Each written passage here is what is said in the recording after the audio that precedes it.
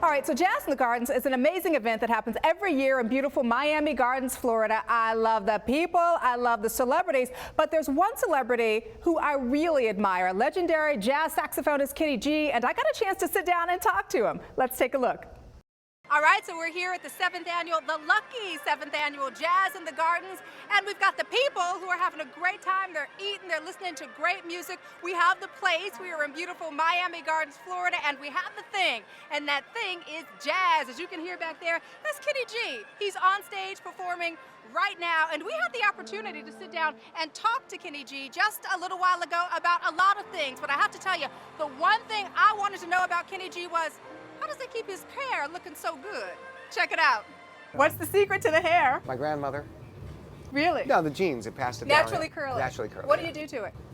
I just put a little bit of some sort of a cream in there that keeps it from getting too frizzy. See, we women have to go through cream and this and all kinds. He just does one little cream and his hair looks like this. You know, well, yeah, I got lucky that way, for sure. But luck isn't the only thing that's made Kenny G a star. It's talent. This is his second time playing at Jazz in the Gardens. How excited are you to be here at Jazz in the Gardens this year? Oh, it's fun. I'm the white guy, so I'm happy to be here. It's gonna be fun. Well, now that you raised that point, let me ask you, why do you think you do resonate so well? Because everybody loves Kenny G, from the 2-year-old toddler to the 82-year-old grandma. Why do you think you resonate with so many people? You know, I don't know the answer. I just know that I have certain music that's in me. I write my own music. It's my stuff, and I don't know. There's that intangible thing that why do people like certain things? I don't know. Yeah. I'm lucky that what I do naturally people seem to like. When did you learn to play the saxophone? Well, I just learned when I was in public school. I took my lesson once a week.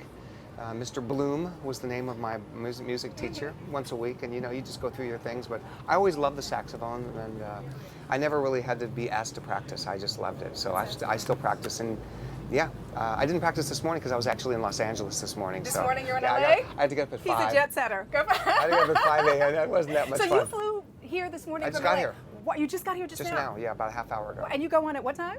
I don't know. I think it's about an hour and a half or so. Yeah, You're so calm. How do you stay so calm? Oh, well, I've all the practicing, so I know I can do it.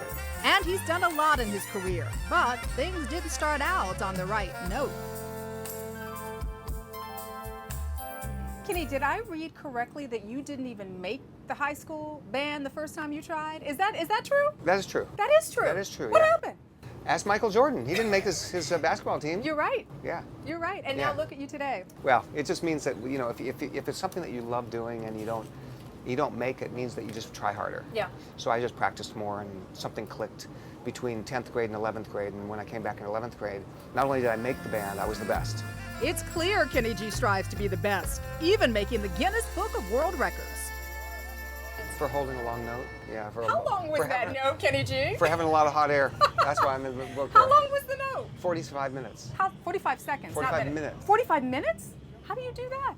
You breathe and you play at the same time. Can you give me a little bit? I know you can't do 45 minutes. Give me 10 seconds, 15 seconds. Well, you hold a note and you breathe in your nose.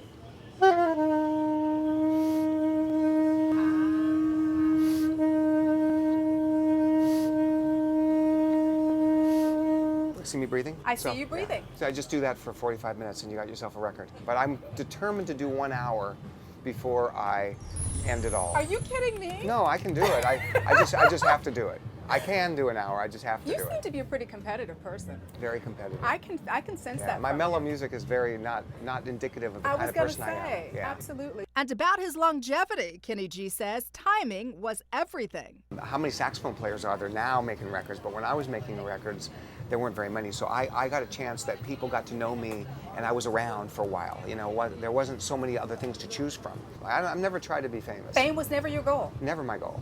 My goal is, and it's still got the same goal. I'm trying to be a good saxophone player. Do I think I'm a good saxophone player? I think I've got a long ways to go. You do not. Are you serious? No. That's for me to say. Okay, not for us lay people. I mean, we think that you're amazing. Thanks. But you think you've got a little ways to go. Oh, I got a long ways to go. It'll never end. It'll never end.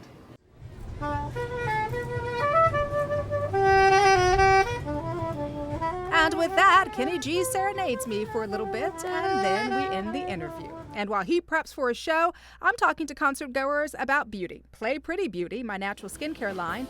Then it's backstage again, where I prepare to introduce Skinny G alongside James T from radio station Hot 105. Here we go. A few butterflies now.